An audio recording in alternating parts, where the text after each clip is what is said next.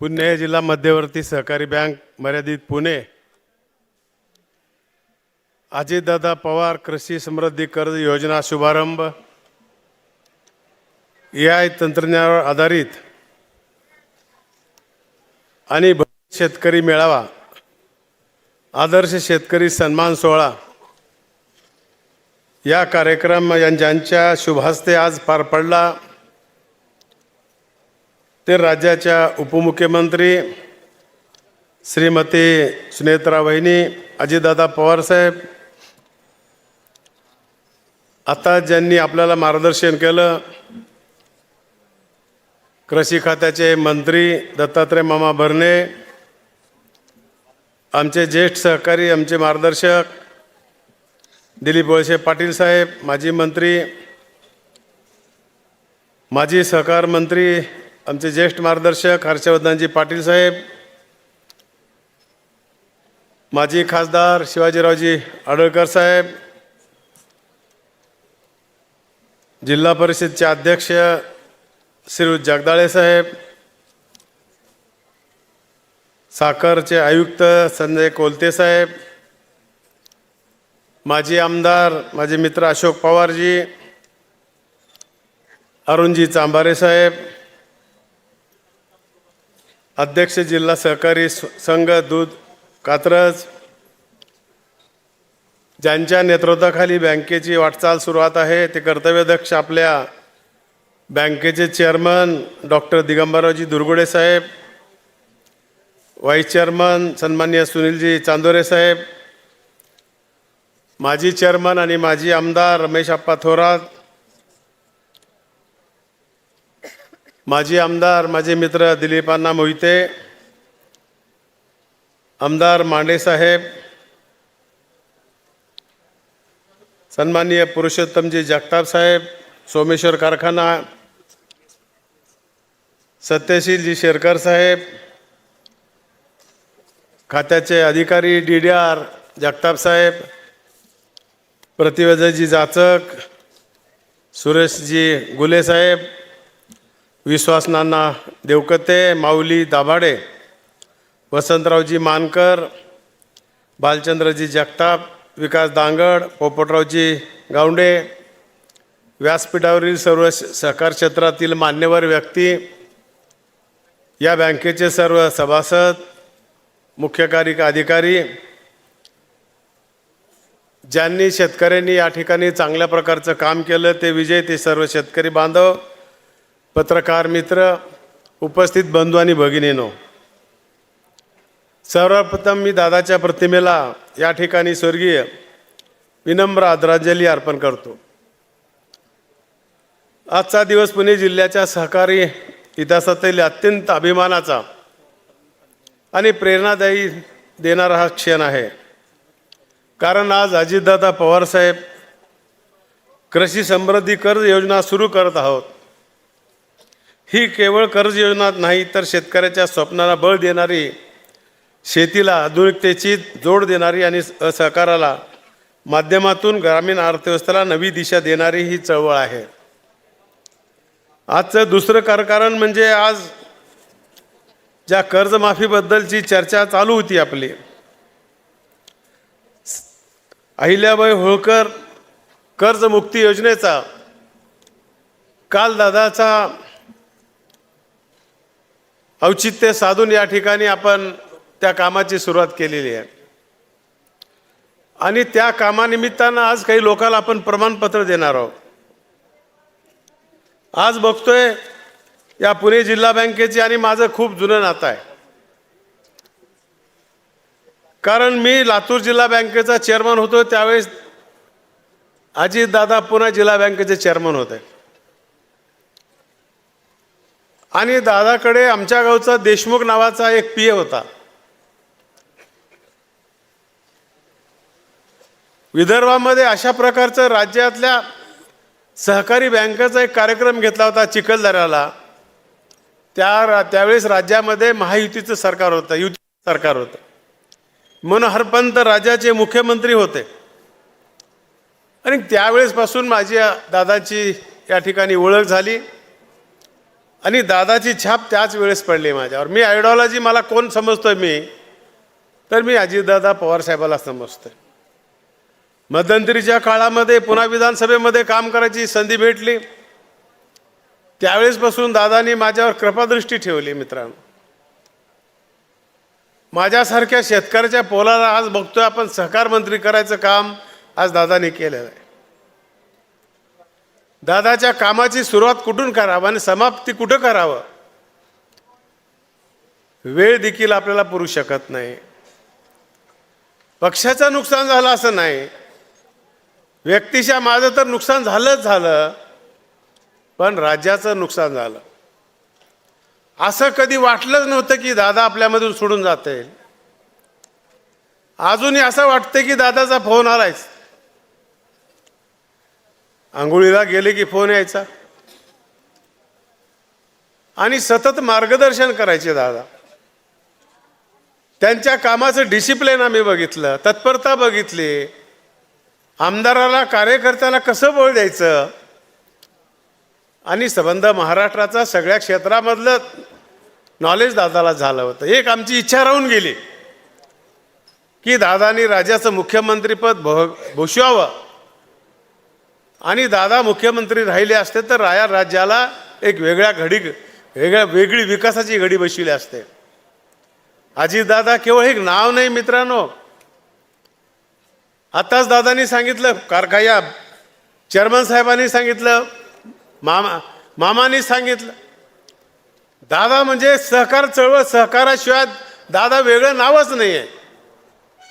आकार कारखानदारीमधलं त्यांना update knowledge होतं, बँकामधला ताळेबंद माहीत होता, पतसंस्थेतला माहीत होता, डेअरीचं माहीत होतं, सूतगिरण्याचा माहीत होता आणि अतिशय सूक्ष्म निरीक्षण बारकाई प्रत्येक कामामध्ये. आणि मग त्याच्यामुळंच दादा आणि प्रशासनावर पकड, अनेक लोकांसमोर मला काम करायची संधी भेटली, पण दिलेला वेळ पाळणारे दादा. दादा म्हणजे वेळ म्हणजेच दादा. आणि दादानी एखाद्या अधिकाऱ्याला फोन केलाय आणि ते काम झालंय असं मला तर ऐकण्यात नाही. मला असं वाटतंय, माझ्यासारखे सगळ्यालाच वाटतंय असं, की दादाचं व्यक्तिशः आमच्यावर एवढं प्रेम आहे, दुसऱ्यावर कुणावर नाही. पण खोटी गोष्ट आहे, सगळ्यावरच तशा प्रकारचं प्रेम कामाच्या माध्यमातून दादांनी दिलेलं आहे. आणि आज त्यांची आपल्याला जयंती करायची पाळी दुर्दैवानं आपल्यावर आलेली आहे. वहिनीचंही कौतुक करतो, अशा संकटामधून वहिनी बाहेर आल्यात आणि काम करतात. मध्ये वहिनीचा पराभव झाला, मी दादाला सहज बोललो, दादा खचून जाऊ नका, आम्ही तुम्हाला सांगणे एवढे मोठे नाहीत, पण एक तुमचा भाऊ म्हणून सांगतो. दादानी म्हणले, बाबा काय होत नाही, अशा गोष्टी घडत असतात, पुन्हा एकदा आपण हिमतीनं लढूत. आणि पुन्हा मित्रांनो, दादाच्या प्रत्येक कार्यक्रमामध्ये दादा माझ्याशी चर्चा करायची. ज्यावेळेस हे घरातला वाद होता, मोठ्या पवार साहेबाबद्दलही आम्हाला आदर आहे, त्यांनी ही सगळी शिकवण आम्हाला मोठ्या साहेबांनी देखील दिलेली आहे. पण ज्यावेळेस असा निर्णय घ्यायची पाळी आली,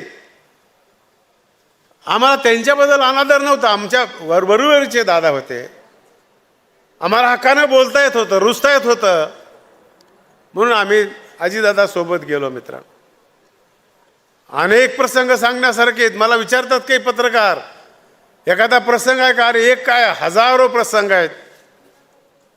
व्यक्तिशः माझ्या जीवनामध्ये 2 वर्षाखाली एक प्रसंग आला होता. लॉकडाऊन त्या दिवशीच बंद झालं पाटील, आणि मग माझ्या मुलांनी फोन केला दादाला, गाड्या सगळ्या बंद होणार आहेत, एअर ॲम्ब्युलन्सची काही व्यवस्था करता येईल का? मग दादानी लगेच एअर ॲम्ब्युलन्सची व्यवस्था केली. त्या दिवशी एकच पायलट, 2 पायलट शिवाय विमान चालत नाही. मग ते मोठ्या साहेबाशी चर्चा केले. मला आमच्या लातूरला संध्याकाळी लँड व्हायची, आमच्याकडे विमानतळ नाही, नांदेडला जावं तर रस्ता खूप खराब होता, औरंगाबादलाच आम्ही मागितलं आणि औरंगाबाद लावून आलो आम्ही. मित्रांनो, कार्यकर्त्याबद्दलचं किती दादानी त्या कार्यकर्त्याला जीव लावा. प्रत्येक दिवसाला फोन यायचा. अशा प्रकारचं काम दादांनी केलेत आणि त्यांना ठिकाणी आज आपल्याला श्रद्धांजली व्हायची पाळी आलेली आहे. हे कदापि शक्य नाही, पण असं म्हणून आता आपल्याला हातपाय गाळून बसता येणार नाहीत. दादाचे विचार घेऊन काम करावं लागेल. वळसे पाटील साहेबांनी सांगितले आता, वहिनी काळजी करू नका, माझ्यासारखे अनेक लोक तुमच्यावर सोबत आहेत, पक्ष ताकदीनं तुमच्या पाठीमागे उभा करूत. पार दादाला पुन्हा आम्ही त्यांना उभा करूत राजकारणामध्ये आणि दादाची उणीव भरून काढायचं काम आम्ही केल्याशिवाय स्वस्थ बसणार नाही. ही भूमिका घेऊन आम्हाला काम करायचे. आजच्या कार्यक्रमात दादा असते तर किती कौतुक वाटलं असतं दादाला. आज या बँकेचं कौतुक करावं तेवढं कमी आहे. मी डिपॉझिट ह्याच्यात भानगडीत पडणार नाही, पण नवीन नवीन खूप चांगल्या योजना आणल्यात. ही बँक म्हणजे कल्पतरू आहे. कल्पतरूचं एक झाड असते, त्याच्या खाली बसून जे विचार केला ते पूर्ण इच्छा होत असतात. तसं पुणे जिल्हा मध्यवर्ती बँकेचं आहे. या पुणे जिल्हा मध्यवर्ती बँकेत यायचं आणि कल्पना करायची की आता मला यायचं तंत्रज्ञान वापरायचे आहे. लगेच तुम्हाला सुचणार, मदत करणार. बँक एक पाऊल पुढे ठेवून 1000 कोटी रुपयाची तरतूद केलेली आहे. मुलांच्या शिक्षणाची आपण तर कर्ज देतो, पैसा कमवतो, पण आमच्या शेतकऱ्याच्या मुलाला कोणत्या राष्ट्रीयकृत बँका शिक्षणासाठी पैसे देतात? परंतु देखील निर्णय घेतला. सांगितलं जोराडे साहेबांनी, अनेक जगामध्ये लोक आपल्या पुण्यात जिल्ह्यातले गेलेले आहेत. हीच खरं आमचं यश आहे. अरे विकास विकास म्हणजे काय? राज्यामध्ये नुसते मोठे रस्ते झाले, सभागृह झाले, बिल्डिंग झाल्या, टावर झाले म्हणजे विकास नाही. त्याचा पॅरामीटर काय? त्या राज्यातल्या मतदारसंघातल्या सर्वसामान्य माणसाची दिवसाला 1000-2000 कमवायची ऐपत झाली तर समजायचं की विकास झाला. आणि ते काम पुणेकरांनी केले, दादांनी केलेलं आहे. आणि ते काम आता भविष्यात बसलेल्या स्टेजवरच्या लोकांना करायचं आहे. अगोदरच म्हण होती की वाढप्या जर ओळखीचा असला तर अधिक लाडू एखादी जास्त मिळतंय. दादांनी मला सहकार मंत्री का दिलं? हे सहकार चळवळ मराठवाड्या पश्चिम महाराष्ट्रामध्ये फोफावली आहे, मोठी झाली. पण आम्हाला केवळ पश्चिम महाराष्ट्र मोठा करून आम्हाला भागणार नाही. चौफेर जर राज्याची प्रगती करायचं असेल तर मराठवाड्याला घ्यावं लागेल, खानदेशाला घ्यावं लागेल, विदर्भाला घ्यावं लागेल. आणि म्हणून दादाची कल्पना ही असेल आणि म्हणून देवाभाऊनी त्याला सहकार्य केलं. एकनाथराव शिंदे साहेबांनी दिलं. योगागन आज बघतोय देशामध्ये नरेंद्रभाई मोदी देशाचं नेतृत्व करतायत. अमितभाई शाह गृहमंत्री आहेत. पुन्हा ह्या सहकारी चळवळीला न्याय द्यायचं ठरवलं नाही ना.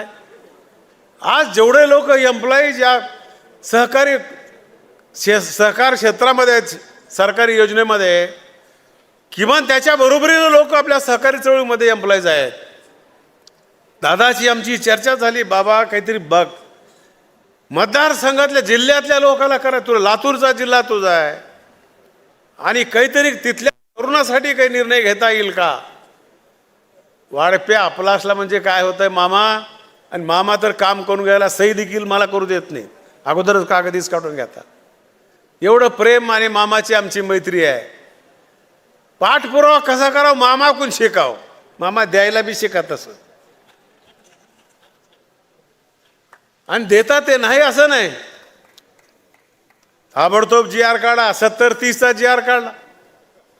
70% लोकांना पुण्याच्याच पोराला संधी भेटावी आणि उरले सुरले तर मग लातूरच्या 30% लोकांना महाराष्ट्रातल्या. हा निर्णय आपण केल्यामुळं पुण्याच्या लोकांना अधिक संधी भेटली.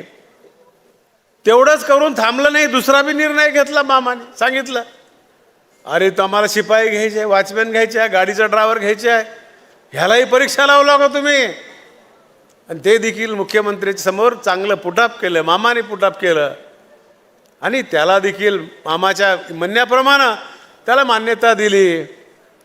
अशा प्रकारचं काम केलं. आणि मग नवीन टेक्नॉलॉजी वळसे पाटील साहेबांनी सांगितलं, तरुणांनो आता तुम्ही पुढे आलं पाहिजे. बापदादांनी खूप चांगलं काम केलं, त्याचं कौतुक करा. पण ह्या सगळ्या नवीन तंत्रज्ञानामध्ये यायचं असेल तर तरुण पिढी पुढे आले पाहिजे. शेती हा एकच व्यवसाय, एवढा मोठा व्यवसाय आपल्या देशामध्ये नाही आहे. आणि देशाचे आमच्या $1 ट्रिलियन आम्हाला जर अर्थव्यवस्था करायची आहे तर आम्हाला शेतीमध्ये प्राधान्यक्रमाने द्यावं लागेल. आणि त्याच्यासाठी आज आपल्या बँकेनं 1000 कोटीची तरतूद केली. सांगितलं काही लोकांना वाटेल की हे सगळे ऊसवाले याच्या माध्यमातून, कृत्रिम बुद्धिमत्तेच्या माध्यमातून केवळ ऊसासाठीच फायदा आहे, असं नाही आहे राजानो. खूप चांगलं त्याचं एक आपलं यंत्र आहे. आपल्याला 1987ला आम्ही परदेशात बघितलं, त्यावेळेस फक्त आम्ही चर्चा की आत्ता आपण चर्चा करतोय. आज किती 30 वर्ष आपण मागावं. आपल्याला नवीन तंत्रज्ञान वापरावं लागेल, त्याचा अवगत करावं लागेल, त्याचा शेतकऱ्याला फायदा होईल. काय होईल? ते यंत्र बसविल्यावर तुम्हाला 2-2.5 किलोमीटरचा रेंज भेटेल. मग त्याच्यामध्ये शेती आहे, तुमच्या शेतीचं माती परीक्षण करायचे म्हटलं तर तुम्हाला एका वावरातले 5 ठिकाणची माती घ्यावं लागेल, पुण्याला आणावं लागेल, सगळ्या शेतातली घ्यावं लागेल. नायट्रोजन किती आहे, पोटॅश किती आहे, पॉलॅश किती आहे, हे यंत्र तुम्हाला तुमच्या घरी बसून तुमच्या मोबाईल अपडेट करणार आहे. मग ऊस लावला तर त्याला मात्रा किती द्यायच्या, पाणी किती द्यायचे आहे. पण यंत्र बसवायचं असेल तर तुम्हाला ड्रीप कंपल्सरी आहे. पाणी ते पाटाचं पाणी देऊन हे यंत्र काम करणार नाही, कारण ड्रीप तुम्हाला वापरावं लागेल. त्याच्यामुळे तुमची जमिनीची पोत चांगली राहणार आहे. नुसतं भरमसाठ उत्पन्न काढून जमणार नाही, उत्पन्न तर काढावंच लागेल. आणि जमीन पाठीमागं ज्यावेळेस पुढच्या मागल्या पिढीला या हातात द्यायच्या तर चांगली पोत असलेली जमीन आपल्या पिढीला ताब्यात द्यावं लागेल. आणि पोत काही एका वर्षात होत नाही तयार. एका वर्षात जर 100 ट्रॅक्टर खत घातलो एका वावरात तुम्ही 10-5 एकरामध्ये, आणि दरवर्षी खत घालणाऱ्या माणसाचा पोत 2-2, 3-3 वर्ष पोत तयार होत आहे आणि 10 वर्ष तो राहत आहे. त्याच्यासाठी त्याचे आरोग्य चांगलं राहायला पाहिजे. आज बघतोय समाजामध्ये आम्ही अन्नधान्यामध्ये कमी होतो. आदरणीय पवार साहेबांनी, नाईक साहेबांनी हे नियोजन केलं. 40 कोटी लोकांना खायला भेटत नव्हतं. सुकडीचा काळ मी स्वतः बघितला आहे. कण्या खाऊन झोपले लोक. पण नाईक साहेबांनी त्यावेळेस नवीन जातीचे संकरित बियाणं आणलं, उत्पन्न वाढलं. मित्रांनो, पवार साहेबांनी त्याच्यामध्ये चांगल्या प्रकारची दिशा दिली आहे, मार्गदर्शन केलं आणि इतकं उत्पन्न वाढलं की आपल्या 140 कोटीला खाऊन देखील अन्न उरतंय, आपण एक्सपोर्ट करतोय. पण आता मात्र थांबावं लागेल आपल्याला. मामा, कृषी खात्याला तुम्हाला आता थोडं मार्गदर्शन करावं लागेल. असलं विष असलेलं अन्न नको आहे. आता मला विषमुक्त अन्न द्यावं लागेल. उत्पादन अधिक काढण्यापेक्षा उत्पादन कमी काढा. मी फेडरेशनला असताना 5 मार्केटमध्ये आणले होते आम्ही. मातीचं परीक्षण करावं लागेल, पाण्याचा pH 7 असला पाहिजेत, आणि तो आपण घेतलेलं फळ किंवा पीक लॅबमध्ये गेल्यानंतर त्यानं रिझल्ट दिला पाहिजे की ह्याच्यामध्ये नायट्रोजन नाही आहे, ह्याच्यामध्ये पेस्टिसाईड नाही आहे. त्या दिवशी आपल्या देशाची खरी प्रगती आहे. आज आपण धोक्याच्या घंटेवर आहोत. अन्नधान्याने गोडाऊन भरले असले तरी मामा त्याच्यात समाधान मानू नका, कारण ह्या अन्नधान्यामुळं आज आमच्या अनेक लोकांना कॅन्सर झालेत, स्किन डिसीज झालेत. अधिवेशनामध्ये त्याच्यामध्ये चर्चा झाली. विदर्भामध्ये एका गावामधल्या सगळ्या लोकांचे नखं निघून गेले, काही गावामध्ये केस निघून गेले. त्याच्यावर माहिती संशोधन बसविलं आणि सांगितलं की खताचा मात्रा, आता आपल्याला खताचा मात्रा कमी वापरावा लागेल. आणि अशा प्रकारच्या विषमुक्त अन्नाची गरज आहे, ज्याला आपण ऑर्गॅनिक म्हणतो. आणि त्याच्याशिवाय आता आपल्याला गरज नाही. आपल्याला 100 टन ऊस काढला म्हणजेच फायदा होत आहे असं नाही आहे. उत्पादन कमी काढून पैसे जर तुम्हाला जास्त भेटले तर तो खरा फायदा. ह्या सगळ्या गोष्टी आपल्याला करायच्या आहे. दुसरा निर्णय घेतला सहकार खात्याच्या माध्यमातून गट सचिवाचा. त्यांचं केडरमध्ये त्यांना समाविष्ट केलं नव्हतं, पण त्यांना देखील केडरमध्ये समाविष्ट करून त्यांना नोकरीची शाश्वती दिली. आणि मामा त्याच्यानंतर दुसरा निर्णय त्यांना अजून 2 वर्षासाठी आपण मुदतवाढ दिलेली आहे. पण मुदतवाढ एकदाच 2 वर्ष देता येत नाही. आपण कारखान्याला देखील MDला 1-1 वर्ष देतो. गट सचिवाला मुदत संपली तर 1 वर्षाची आणि दुसऱ्या वर्षी. आणि बाकीच्या लोकांना काही ठिकाणी गट सचिव नसतील तर तशी भरायची व्यवस्था देखील आपण जिल्ह्याला केली आहे. त्याचा अध्यक्ष चेअरमन आहेत, DDR सचिव आहेत, आणि समजा इथं जर काही वाटलं की आपल्याला अन्याय झाला तर राज्य पातळीवरची सहकार आयुक्तीच्या आणि त्याच्या माझ्या अध्यक्षतेखाली तिथं आपण कमिटी केलेली आहे. आणि मग त्या क्षेत्रातल्या लोकांना याचं ज्ञान आहे, जे कीर्द लिहू शकतात, जे कॉम्प्युटर चालू शकतात, जे न्याय देऊ शकतात, जे GDC पास झालेले आहेत, टॅलीचा अभ्यास आहे, अशा पोराची त्या ठिकाणी आपण जर काम करायची संधी दिली तर पुन्हा आपले प्रश्न बरेचसे सुटणार आहेत. आणि म्हणून मला या ठिकाणी सांगायचं आहे, आणि आज आत्ताच मामाने सांगितलं की आज आपल्या सरकारने बोललं होतं कर्जमुक्ती. लोक त्याच्यावर अनेक प्रकारचे आमच्यावर अलिगेशन केले, करू द्या, त्यांचं बरोबर आहे. पण हे सगळं डेटा गोळा करण्यासाठी वेळ आम्हाला लागला.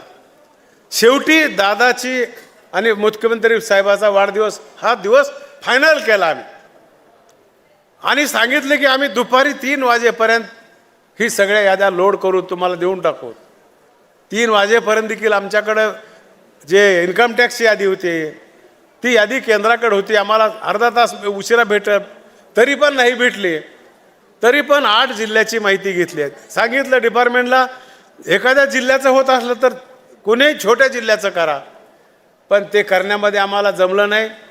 आम्ही सरकारच्या वतीनं तुमचे शेतकऱ्याचे या ठिकाणी दिलगिरी व्यक्त करतो. त्या दिवशी 520 लोकांची यादी फायनल केली. दुसऱ्या दिवसापासून कामाला सुरुवात झालेली आहे. आणि आज आपल्या जिल्ह्यासाठी आता तुमच्या आकडा माझ्याकडचा आहे, पुणे जिल्ह्यासाठी जिल्हा मध्यवर्ती सहकारी बँकेसाठी 61,900 शेतकरी सभासदांना या ठिकाणी पात्र झालेले आहेत. पुणे जिल्ह्यातले अमाऊंट आहे 523 कोटी रुपयाचे कर्जमुक्तीचा लाभ मिळणार आहे. मित्रांनो, आतापर्यंत एवढी कर्जमाफी म्हणतच नाही, आत्तापर्यंत कधी झाली नाही.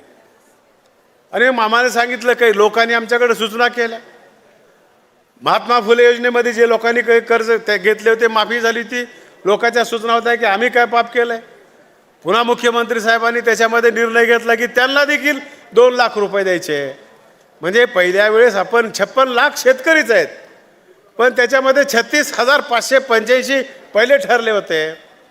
आणि इन्स्टिट्यूट जे द्यायचा होता तुम्हाला 50,000, आणि बाकी ह्या योजनेमध्ये जे बसलेले 12 लाख शेतकरी आहेत, ह्या सगळ्याची मिळून 40,000 कोटी रुपये कर्जमुक्तीची योजना झालेली आहे. पण याच्यामध्ये अटी लोक आम्हाला सभागृहात देखील उत्तर द्यावं लागलं. अटी सुटसुटीत आहेत. जे आमदार आहेत, मंत्री आहेत, इन्कम टॅक्स भरणारे लोक आहेत, त्याला व्यवसाय आहे, त्या लोकांना याच्यातून वगळलं. ह्याच्यात चुकीचं काय सांगा मला. जे निवळ ज्यांच्याकडे शेती आहे त्या लोकांना याचा फायदा झाला पाहिजे. मग पुनर्गठित करणाऱ्या लोकांना त्याच्यात संधी दिली. OTSचा परमिशन सगळ्याला दिली. समजा एखाद्या शेतकऱ्याचं 2.5 लाख कर्ज आहे आणि OTSमध्ये काही कमी झालं, उरलेली रक्कम त्यांनी खात्यावर भरावं. त्यांना तारीख म्हणजे 8 दिवसाची दिली नाही, 31 मार्च 2027 पर्यंत पैसे भरायचे. ज्या शेतकरी बांधवांनी पैसे खात्यावर भरणार नाहीत तोपर्यंत पैसे टाकणार नाही. कारण आम्ही 2 लाख रुपये टाकले आणि तुम्ही वरचे जर पैसे नाही भरले तर ते खातं थकबाकीत राहणार. त्याच्यामुळं हे ठेवलेले आहेत. आणि वेळ काही 8 दिवसाची दिलेली आहे, तुम्हाला 31 मार्च 2027 पर्यंत दिलेलं आहे. अशा प्रकारचं काम आजच्या निमित्तानं करायचं होतं. आजची श्रद्धांजली दादाच्या कामाच्या निमित्तानं आम्हाला या ठिकाणी करायची होती. आमच्या शेतकरी राजाचं कौतुक करायचं होतं. आणि बँकेनं दुसरा जो निर्णय घेतलेला आहे तो म्हणजे अजून याच्यामध्ये प्रगती, अजून एक पाऊल पुढे, बॉन्ड विक्रीचा एक कार्यक्रम ठेवला आहे. 600 कोटीचे बॉन्ड विक्री करतात. हे खूप ह्यांचं कौतुक करावं लागेल, संचालक मंडळाचं कौतुक करावं लागेल. आता याच्यामध्ये कायद्यामध्ये थोडीशी बदल झाला आहे. बघूया सगळेजण मिळून काय काय होतं आहे ते. बँक जे चालते ते विश्वासावरच चालते. मित्रांनो, एक गोष्ट सांगतो आणि माझं भाषण संपवतो. अकबर आणि बिरबलाची गोष्ट विचारला बिरबलाने, अकबर राज्य तुमचं कशावर चालतंय? ते म्हणलं माझ्या 3 गोष्टीवर राज्य चालतं. एक तर सैन्यावर चालतंय, दुसरं कोश चालतंय आणि विश्वासावर चालतं. पुन्हा म्हणलं याच्यातल्या 2 गोष्टी कमी करायच्या असतात तर कोणत्या करताल? त्यांनी सांगितलं मी सैन्य थोडं कमी करेन, माझी तिजोरी कमी करेन, पण विश्वास जो आहे तो मात्र कमी करणार नाही. सहकारी क्षेत्र हे विश्वासावरच चालतंय. मित्र, एकदा जर या बँकेत घोटाळा झालाय म्हटलं मामा, लोकच येणार नाहीत. पूर्वजांनी खूप चांगली सिस्टीम लावल्या, त्या लोकांनी घरचं समजून काम केलंय.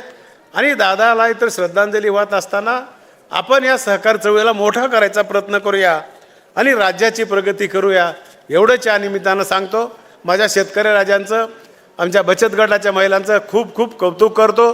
तुम्हाला शुभेच्छा देतो आणि या ठिकाणी माझे 2 शब्द संपवतो. जय हिंद, जय महाराष्ट्र.